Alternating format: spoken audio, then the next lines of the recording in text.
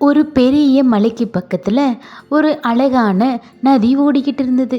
அந்த நதிக்கு ரெண்டு பக்கத்துலேயும் நிறைய புற்செடிகள், நாணல் செடிகள் இருந்தன. மரங்கள் கூட இருந்தன. அங்கே இருந்த மரங்களில் ஒரு மரம் மட்டும் ரொம்ப பெருசாக இருந்தது. அதோட நீளத்தை நினச்சி அது ரொம்ப பெருமைப்பட்டுக்கிட்டு இருந்தது. இங்கே இருக்க எல்லாத்த விட நான் தான் ரொம்ப நீளமானவன் அப்படின்னு அடுத்தவங்கள பார்த்து அது குறை சொல்லும். அப்படி இருக்கப்போ ஒரு நாள் பயங்கரமான புயல் காற்று வீசுச்சு. ரொம்ப வேகமாக வீசுச்சு. அது வீசுறதுல எல்லாம் கத்த ஆரம்பிச்சிட்டாங்க. அச்சச்சோ, காப்பாத்துங்க காப்பாத்துங்க அப்படின்னு. ஆனால் அந்த நாணல்கள் எல்லாம் கொஞ்சம் அமைதியாக இருந்தது. அது எதனால் அப்படின்னு அந்த மரத்துக்கு அப்போ புரியவே இல்லை. அந்த மரம் அப்படியே கத்தி கத்தி ஒரு சூழ்நிலையில் அதோட கிளைகள் எல்லாம் ரொம்ப வேகமாக ஆட ஆரம்பிச்சிருச்சு. அது ஆடி ஆடி முறிஞ்சு கீழே விழுந்துருச்சு. நதியில் அதோட கிளைகள் எல்லாம் முறிஞ்சு விழுந்ததை பார்த்து அச்சச்சோ வலிக்குதே அப்படின்னு அது கத்த ஆரம்பிச்சிருச்சு.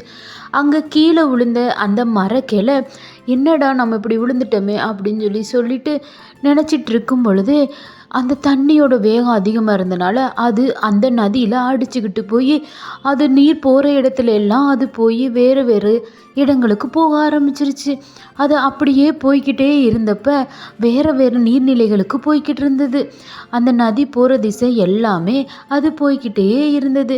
நம்ம எங்கே தான் நிற்போன்னு தெரியலையே, நம்ம எங்கே போய்கிட்டு இருக்கோன்னு தெரியலையே, அச்சச்சோ பயமாக இருக்கே அப்படின்னு அது நினச்சிக்கிட்டே இருந்தது.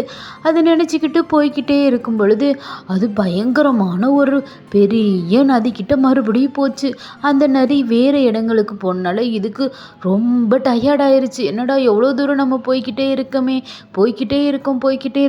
அப்படின்னு நினச்சிக்கிட்டே இருந்தது. அது ஒரு வழியாக போய் ஒரு இடத்துல கரை ஒதுங்கிருச்சு. அங்கே ஒதுங்கி பயங்கர பெரிய மூச்சு விட்டுட்டு எப்படியோ நம்ம இங்கே வந்துட்டோம், ஆனால் நம்ம எப்படி உயிர் வாழ போகிறதில்ல, நம்ம இதுகள்கிட்ட நம்ம கேட்கலாம் அப்படின்ட்டு நாணல்கிட்ட, நீங்கள் மட்டும் கீழே விழுகாமல் அப்படியே இருக்கீங்க, நான் முறிஞ்சு கீழே விழுந்துட்டேன், கொஞ்ச நேரத்தில் நான் சாகவும் போகிறேன் அப்படின்னு. அதுக்கு அந்த நாணல்கள்லாம் சொன்னிச்சு, நாங்கள் ரொம்ப பொறுமைசாலிங்க, வளைஞ்சு கொடுக்குறவங்க, அதனால தான் காற்றோட வேகம் எவ்வளோ வேகமாக அடித்தாலும் அதோட திசைக்கு நேராக நாங்கள் வளைஞ்சு கொடுத்துருவோம்.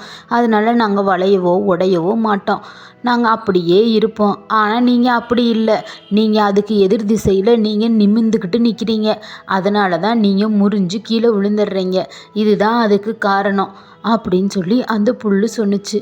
நாம் கொஞ்சம் வளைஞ்சு கொடுக்கறதுனால குறைஞ்சி போக மாட்டோம், அப்படி வளைஞ்சு கொடுத்தோம்னா நம்ம ரொம்ப நாள் நல்லா வாழலாம் அப்படின்றத அது புரிஞ்சுக்கிச்சு.